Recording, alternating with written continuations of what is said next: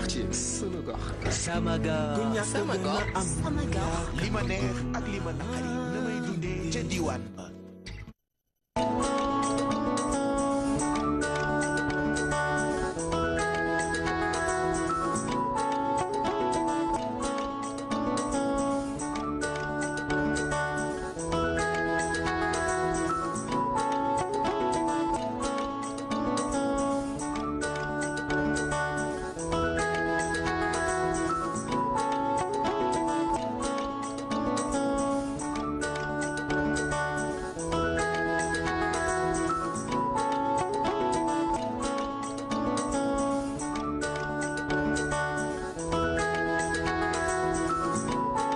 asalaamaaleykum mbokk yi dal leen ak jàmm ci seen émission sama gox mon quartier sama gox nag tey moo di Lamsar bokk ci commune d'arrondissement bu Tivaouane Diacksao fii askan wi ana nan nañ fi toggee lan moo leen fi neex lan moo leen fi naqari lépp dina leer ci biir seen émission sama gox mon quartier ci Lamsar.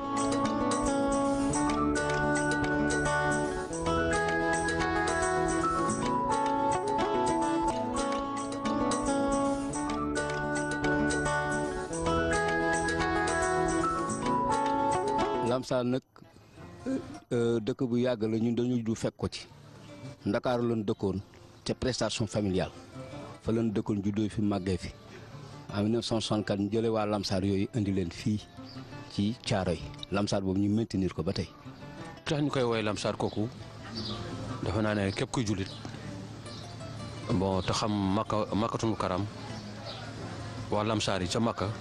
ñoo doon jàppale Yonent bi sallallahu alayhi wa sallam tur boobu lañ jël dëppee ko Lamsar bi en 1964 bi ñu nekkee Lamsar nekk lycée John F Kennedy fi mu nekk ak prestation familiale ñun foofu lañ dëkkoon comme ni ko délégué de quartier bi waxee. bi Senghor ñëwee daan ñuy déguerpir indi ñu fii en 64 ñaari Lamsar la woon benn côté beneen Lamsar bu njëkk bi moo ñooy nekk Pikine tali bu mag. ñooñu la njëkk a déguerpir ñun ñi des fa en attendant bi ñu demee ba état bi mënutul muñ loolu ñu indi ñu fii par force teggi baraag ya fa nekkoon ak tout comme c'était un quartier flottant teggi baraag yeeg lépp indi ko ci booru tali bi fii bi ñu ko indee ci booru tali bi fii teg ko fii ñuy demeete ñun ñii Tivaouane lañ dëkkoon boobu temps mënuñu woon dëkk ci tali bi ci àll bi ñu dem Tivaouane lañ luwee woon dëkk fi parce que pendant 4 ans man Tivaouane laa dëkkoon ak toute ma famille. sama papa sama yaay ñëw yàlla yërëm ñëw yëpp gaañu nañ ak waa Lamsar genn wàll gépp Tivaouane gi lañ dëkkoon ñoo ñu dalaloon dëkkal ñu donc may revenir ci Lamsar mënul dem sans Tivaouane mënul dem sans Lamsar parce que ñoo benn lañ turu Lamsar boobu loolu moo ko indi ca Makka la jógee suñ maam yi suñ papa yi dëppee ko tur boobu andi ko fii. gone gi njëkk a juddu ci bile gox di Lamsar di ko ñu ràññee ci wàllu lamb ji. Max Mergan ñu njëkk a judd fii en 1964 ci la bokk. Max Mbergane il est né en 1964 fii Lamsar bi ñu toxu fii il est le premier. su may présenté wu du ma wax Max Mbergane ni ma gox bi xamee laay wax boo ne Maguette Lo Juumo boo ne Looloo Juumo ñi ne Maguette Mbeng ndax loolu lañ ma xamee ci Lamsar gi nga xam ne fi laa juddoo ku fi juddoo maa la mag ndax maa ngi fi yàlla dogal na fi laa juddoo le 3 mai 1964. waaw bi gi ñëw moo tax man sax xam naa nag léeg-léeg ma ne daal man xam naa man bi nga ma waxee loolu sax dama ne xale yi dañoo sob nga ne ma mag ñee ko wax mag ñi nag war nañoo xam loolu ñoom li wértoo daal quartier bii di Lamsar ku fi juddoo maa la mag. tey jii place su mécanicien ya ne ca boru autoroute à péage ba fa la defkatu ñaawteef yi di sukkandiku ngir di mën a def seen mënin. occupation sauvage boo xam ne dafa nekk ci buntu dëkk bi te mënuñu ci dara amuñ nag droit pour jëlee leen fa mais état moo leen fa mën a jëlee wala mairie. ñi ko occupé ay jaaykat lañ yoo xam ne kenn xamul fu ñuy jóge dañuy xëy rek ñëw di exposé. prostitution am na fi du lu ñuy ragal wax il faut ñu di ko wax ndax bu guddee da ngay gis ay xale yu jigéen yoo xam ne dañuy occasionné wu ci place bi mécanicien yi def te xam nga bu mooy revenir ci loolu mécanicien yi dañ leen a joxoon seen xaalis pour ñu dem mais biñ ne leen dem leen demuñu dañu fee toog defaat fi yeneen i garage yoo xam ne bu guddee day occasionné ci affaire sécurité bu amuñu sécurité su guddee foo guddee àll da ngay fanaan te obligé fanaan bu suba teelee xale yi comme ni ko Adja Khady Ba waxee bu ñuy jàngi dañ leen di gunge ci am grand frère da la gunge ba tali ba. protection bi gars yi di wax nii si ginnaaw mbaar yi dafay bëri si ginnaaw tool yi man parfois damay daw ay 22h di daw mais damay gis ay cas yoo xamante ay affaire yu garaaw affaire ay dealer dañu nekk si biir suuf xaw ma si tool yi dañ koy denc je ne sais pas mais ay affaire yu garaaw da nga koy gis yoo xam ne doo ko mën a expliquer ay booy jigéen ci biir tabax yi booy jigéen ñi dañ fay nekk doo maanaam day taal booy ñëw di football sax terrain bi da ngay gis ay affaire yoo xamante ni affaire yu salte yooyu doo ko mën a expliquer. xale bu jigéen bu ñu jàpp fa leen koy yóbbu il faut pas qu'on se leurre xale yu jigéen yi fa leen ñu yóbbu ñu nekk ci booru camp bi ñoom ñëpp ñoo yem man mii personnellement man maay président commission technique comité de vigilance quartier maa recruté gardien yi maa leen mettre en place man mii présentement 11h bu jot soo ñëwee ci boulangerie bi da ngay fekk may rassembler gardien yi su gardien yi demee rek damay topp seen garab di seet ba xam dem nañ seen place wala dem seen place parce que ancien militaire la ancien policier la mais benn jour dem naa fa di seeti gardien yi ba xam nekk naa place bi ma ñëwee fekk naa benn jigéen muy génn foofu ku góor ki daw ku jigéen ki bi ma ko jàppee dafa noo suturaal ma Pape Sarr suturaal ma mu suturaal ko te du ma waxtu ba keroog may dee loolu yëpp am na fi jàpp naa fi ay xale ñuy tux yàmba foofu dëkk ci koñ bi ma jàpp leen seen yaay ñoo ne suturaal ñu jàpp naa fi sàcc 3h du matin gardien yi jàpp nañu fi 3h du matin ma jàpp ko yaay sàcc bi ñëw na ma suturaal ma bu sama doom boo xam ne sama doom day sàcc ma xaru ma dëgg bal bi na pat jàpp sama njaamur loolu lépp ñu ngi koy vivre fii ci koñ bi te amuñu benn assistance su état. muy lu doy waar te lëndëm gi gox bi dëkkee doon itam lu ko yokk lool. insécurité moo ci jiitu ndaxte quartier bu toll ni Lansar amul éclairage public loolu mooy suñu jafe-jafe bu njëkk moom la ñu jooytu partout fu nekk waxtu nañ ko manque d'éclairage public parce que déjà bu 20h jotee 21h kenn dootul ñemeñ ci génn ci koñ bi ndax amuñu éclairage public te quartier bi du quartier bu ndaw benn ñaareel ba du quartier boo xam ne bii yàggul quartier bu yàgg la quartier yu bëri fii suñu ginnaaw bii moo leen fi jiitu te fii am na ñoo xam ne ñi nga xam ne ñoo leen fi jiitu am nañu éclairage public am nañu école am nañu dispensaire mais Lansar dañ ko fàtte. waa ay sàcc ñoo ñu sonnal dañuy fekk si suñu biir kër sàcc ñu dóor ñu dañuy sàcc ba sàcc ay gaz bàyyiwuñu dara léegi nag ñun ñu ngi ñaan état bi nañu dimbale problème la am nañ ci juróom fukki at suñu doom yi fii la ñu juddoo fii la ñu yoroo fii la ñu màggee ba am ay jabar ba am ay doom ba am ay set musuñu dégg lamp amuñu lamp ñu ñuy dëkkoon Lansar kër gu ne dafa société ku nekk fukki junni ñu xàccal seen bopp ay lamp booba léegi juróom fukki at la ci ren waaw juróom fukki at la ci ren gisuñu dara dégguñu dara. bu lu beneen di jaar yoon jàpp nañ fay agresseurs yoo xamante ne dëkkuñu fa sax da ngay toog ba saa rek nit daw yuuxu. fii rey nañ fi lu mat ñeenti nit jigéen dem na fi marché di jaay ay 4h du matin ñu rey ko agressé nañ fi benn xale fii teewoon fii cam ko paako rey ko. rey nañ fi lu toll ak ñeenti nit yoo xam ne yëpp manque de sécurité la. ba askan bi demee nag ba mënatuñu la ñu mujjee moo di rek daal di fa teg ab comité de vigilance maanaam ñoom ci seen biir ñu dajaloo di xool naka la ñuy sàmmale seen bopp seen kaaraange waaye mu mel ni lu ñu mel pour mu antu dina jafe lool ndaxte kat la ñuy laaj pour mu mën a nekk yenn saay ñenn ci boroomi kër matal ko day jafe lool ci ñoom. ñu formé fi benn comité de vigilance bon comité de vigilance boobu bi ñu ko formé y a des anciens gendarmes anciens policiers anciens militaires. ñu un imam bu nekk ci koñ bi tudd Ngouda Cissé def ko suñu coordinateur bon ñu nekk ci jël xale koñ bi def du social recruter ay booy sérieux booy yoo xam ni vraiment ils sont dévoués sérieux xam li ñuy wax jox leen ay conseils leer comme des militaires formé leen comme des militaires bon ñu ngi ko formé en 2010 bi ñu formé comité de vigilance en 2010 ba léegi yàlla ak ñuy dimbale agression yi wàññeeku na ci Lansar wàññeeku na bu sàcc yi wàññeeku na bu baax a baax kuy waxal yàlla bon ni ñu ko organisé mooy. dañuy def kër gu nekk weer dee da ngay joxe ñaar téeméer boutique ñaar téeméer ñu récupéré ko jox ko coordinateur mu jox ko trésorier bi garde ko weer wi dee ñu fay gardien yi. am na ci kër yoo xam ne duñu fay te loolu du yoon fii bu dul bëccëg jël fi guddi dem raw nga sàcc fi guddi raw jafe na ci koñ bi kon nag war nañoo jàppale ñooñu dooleel leen ndax boo tëree di nelaw ñi fee ci sa sécurité war leen di bàyyi xel kër gu ne bu laajoon kër gu ne junni sax war nañ koo joxe rawatina kër gu ne 1000 francs te léeg-léeg ñu def ay cassette tasaare ko di ko teg kër yëpp di ci bàyyi xel ne am na ci ñoo xam ne 1000 francs sax duñ ko def te loolu du yoon mais côté boobu moom defuñ loolu di sant ñi am initiative boobu ndax nag ñi ngi nelaw ba yaandoor te ñoom ñoo ko waral. bu ñu fay gardien yi il faut nit ñi cotiser bu nit ñi cotiser du mën a fay gardien yi te bu gardien bu ñu doon fay ñoom ñëpp Tivaouane dana am ba doyal Lamsar am ba doyal sécurité bi gën a yaatu mais malgré tout ñu ngi ci sant yàlla parce que agression yi amatuñu fii ak tali bi rayatuñu fi kenn agression wuñu fi kenn sàcc yi wàññeeku na kuy waxal yàlla ku ne xam na ne sàcc wàññeeku na fii ci dëkk bi ndax duñ nelaw guddi duñ nelaw bëccëg ci loolu la ñuy dund ci loolu la ñuy vivre. mbënd mi doon itam lu jaaxal loolu askanu Lamsar. ñun bu nawet xasee ba jot rek kenn dootul liggéey dañu arrêté suñu activité yëpp parce que ñi ngi xalaat bu tawee moom macha allah beneen affaire la foofu ñu ñëwee jël suñuy moyen bopp di branche ay raakool di tànk ay sio di sotti muy dem ci tali ba nekk na ay affaire yoo xam ne affaire yu doy waar yi nga xam te ñun ñu ngi koy dund foofu. boo ñëwee ñu ne la ñun wan la ay papiers yoo xamante ne dañ leen ko jox nga dem ci fee ñu ne la joxuñu leen ko affaire yi maanaam bon nañu lecc wala ñu firi ñu daal su fekkee ne ñoom mairie moo la jox foofu ñu xam fekkee mairie jox leen foofu tamit ñu xam parce que ñoom it da ngay ñëw ñu ne la benn waaye moom terrain bi jox na leen ay këyit wane seen i papier normal boo demee fële problème daal kenn xamul daal nu mu maanaam kii mënu ko expliquer daal. inondation bi tamit ñun sunuy propre moyen la ñuy demee à part que xëy na mairie bi de temps en temps dinañu dimbali ci gasoil bépp dëkk ku dëkk fii Tivaouane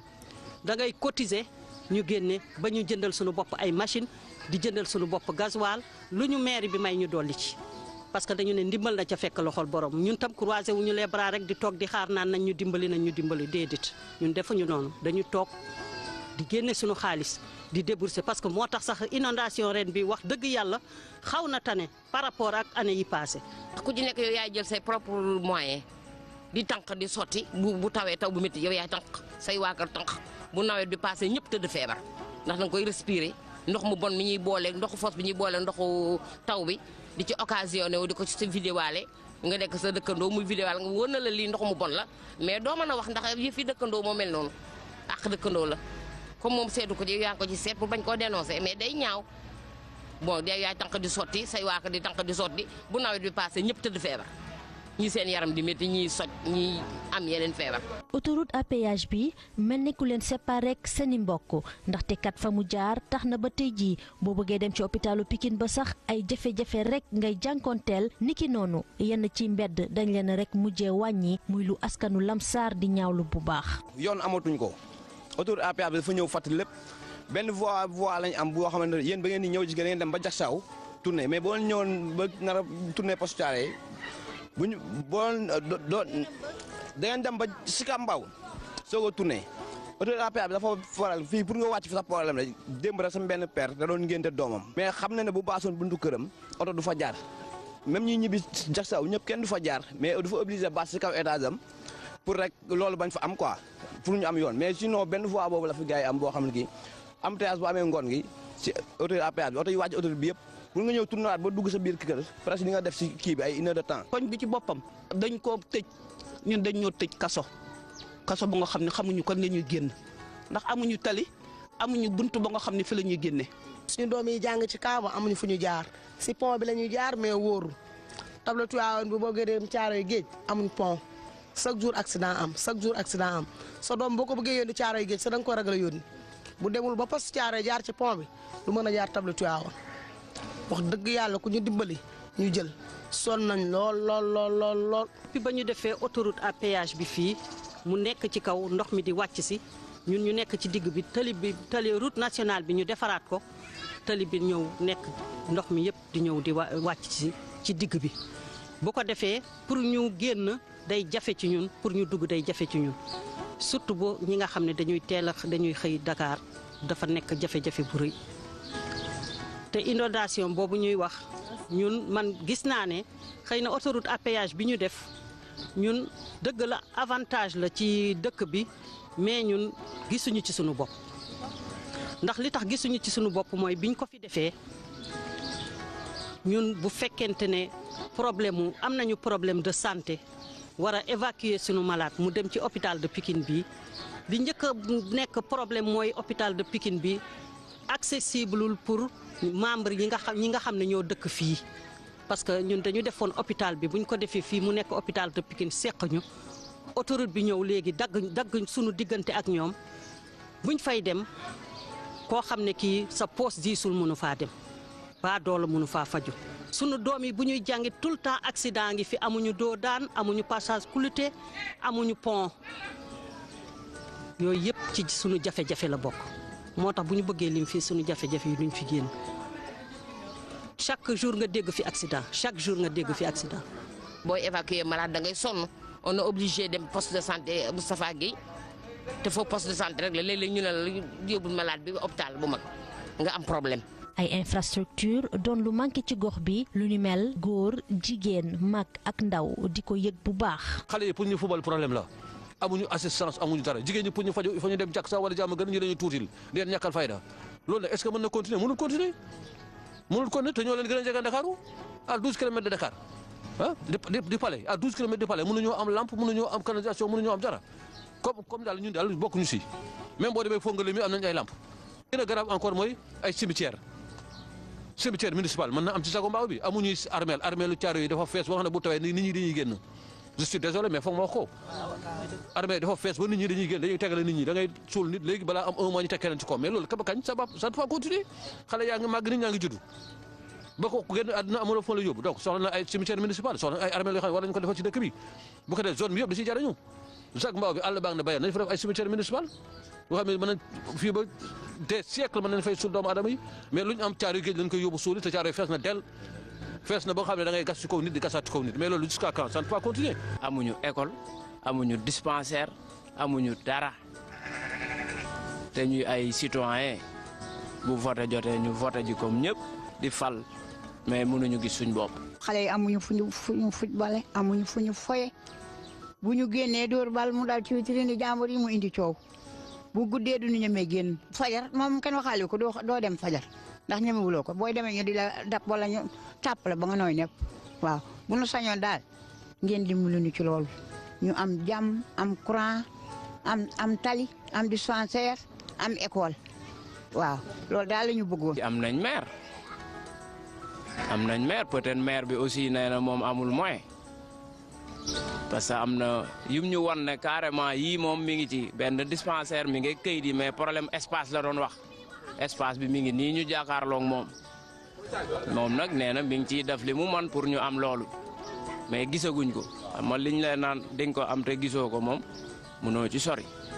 tey jii ndaw ña ami diplôme te amuñu liggéey ñeneen far bàyyi seenug jàng ndax découragé daal di nag dugg ci biir làmb ji écurie Lamsar ñu bëri ràññetle ko ci biir làmb ji tey jii ñoom la ñuy ñaawlu moo di jàppale gu leen seeni njiit jàppalewul. maire bi ne ci gox bi du bàyyi sax xel ne écurie am na fi même bu amul benn budget bi mais doon na rafet lu toll ni Lamsar écurie yëpp di gox bépp di ko bàyyi xel Lamsar wane na image am ci arène bi ba ñëpp bàyyi leen xel mais du doon sax benn kaar mu participer ko loolu dana wane ne maa ngi bàyyi xel ci li ngeen di def côté boobu daal gis nañ ne faay bu métti la. dégguloo benn yoon ñu jàppale écurie Lamsar amu fi te ñun ñëpp suñuy doom dañuy bëre. yile jafe-jafe yépp tax nag ba askanu Lamsar ne fa ñuy mujjeek seeni autorité du neex ndaxte la ñu nar moo di banque seeni loxo bu wote jotatee duñu yëngu duñu yëngal. ñu ne amuñu ay politiciens ñu ne quartier Lamsar amul ay politiciens ñun ci suñu xam-xam loolu la ñu wax dafa fekk nag ni quartier bi jeunesse bi fi nekk jeunesse bu yaru lañu jeunesse bu jox cër ay kilifa yi fi nekk. parce que quartier bi couche yëpp a ngi fi ay hommes de loi à la retraite ay hommes de loi yu nekk en activité rek fi nekk ci quartier bi xale yi comme lii xew ci dëkk Sénégal ñu xam nañ ko lu ñu wax ñu ne yëngal xaw ma xale yi fii lu ñu bëgg a def bu mag ñi waxee ñu bàyyi teg ci suuf. man de dootuma wotal kenn ndax itam nit ki bala nga ne naam danga fay ne wante di naamee rek te newoo fenn bu yàggee di nga taxaw ñun nag dañoo taxaw fi mu ne ndaxte dañoo nekk ak suñuy doom kenn ku ci ne war a tekki tey te kenn tekkiwul kenn ñaanu say waajur di la yor ba ñu dee mag ña dee bàyyi fi jigéen ñi fas yéene yor xale yi loolu la ñu sonn xale yi sonn nañu ñun sonn nañu. dee politique nañ ba sonn fu ñu war a dem nañ fa waaye ñun boolewuñ ci dara daa mel ne amuñu maire boolewuñ ci dara maire buy séddale Tivaouane bokkul Lamsar bokkul te bu dee politique rek Lamsar ak Tivaouane kenn dàqu leen politique boo nee génn leen ñun ñooy gën a bëri. waaw loolu nag ba kañ ñun ñu mag ñi ñu nar ko dundee noonu ba dee xale yi nar ko dundee noonu ba dee xale yi dañoo retraité kenn ku ci ne fi mu ne sa retraite nga ne ndax amoo dara taxoo dara waaw te fas yéene yor sa ndey yor sa baay. mënuñu à chaque fois ñu di utiliser comme des bonbons comme ay tàngal bu élection ñëwee ñun ñëpp ñu boobeeku dem Tivaouane wala Diacksao wote ji su lu baax ñëwee ñu ne ñu jox leen Tivaouane ak Diamaguène ak ñeneen ñi bu lu bon ñëwee ñu ne jox leen waa Tivaouane ak la Lamsar loolu duñ ko nangoot c'est fini. mbokki xarit yi ñuy seetaan mu doonoon seen émission sama gox mon quartier fii ci Lansar bokk ci commune d'arrondissement bu Tivaouane Diacksao Sen TV di leen dig daje ci beneen gox dama ci xool askan wa nañu toogee la leen neex ak la leen naqari ca fa ñuy dund.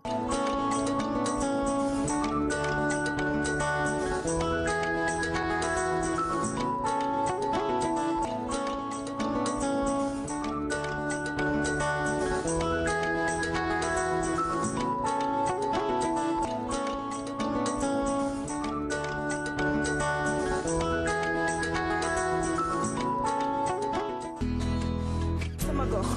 sama gox sama gox sama gox sama gox sama gox sama gox mon quartier sama gox goxam gën di xam sama gox sama gox mon quartier sama gox sama gox sama gox mon quartier sama gox sama gox sama gox sama gox li ma neex ak li ma naqari na may dundee ca diwaan ba.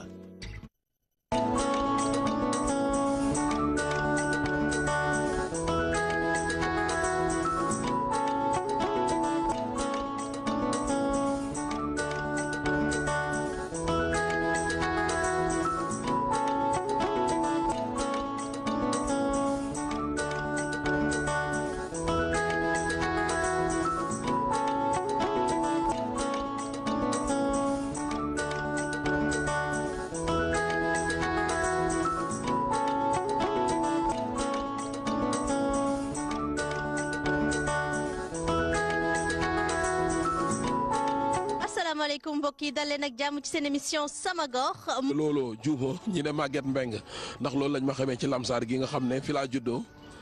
ku fi juddoo maa la mag ndax maa ngi fi yàlla dogal na fi laa juddoo le 3 mai 1964 waa bi gi ñëw moo tax man sax xam naa nag léeg-léeg ma ne daal man xam naa man bi nga ma waxee loolu sax dama ne xale yi dañoo sob nga ne ma mag ñee ko wax mag ñi nag war nañoo xam loolu ñoom. li wértoo daal quartier bii di Lamsar ku fi juddoo maa la mag. tey jii place su mécanicien ya ne ca boru autoroute à péage ba fa la defkatu ñaawteef yi di sukkandiku ngir di mën a def seen mënin. occupation sauvage boo xam ne dafa nekk ci buntu dëkk bi te mënuñu ci dara amuñ nag droit pour jëlee leen fa mais état moo leen fa mën a jëlee wala mairie ñi ko occupé ay jaaykat lañ yoo xam ne kenn xamul fu ñuy jóge dañuy xëy rek ñëw di exposé. prostitution am na fi. Kotum Karam waa Lamsar yi ca Makka ñoo doon jàppale Yonent bi sallallahu alayhi wa sallam tur boobu lañ jël dëppee ko Lamsar bi en 1964 bu ñu nekkee Lamsar nekk lycée John F Kennedy fi mu nekk ak prestation familiale ñun foofu lañ dëkkoon comme ni ko délégué de quartier bi waxee bi Senghor ñëwee daan ñuy déguerpir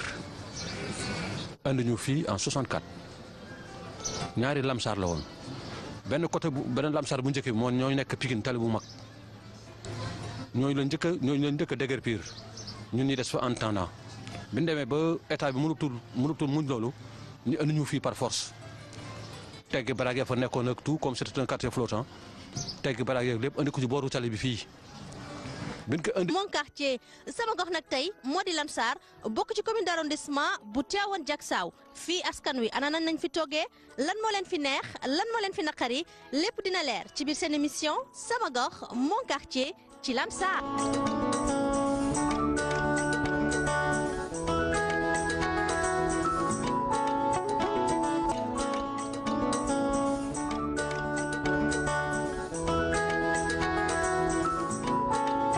Lamsar nag dëkk bu yàgg la ñun dañu du fekk ko ci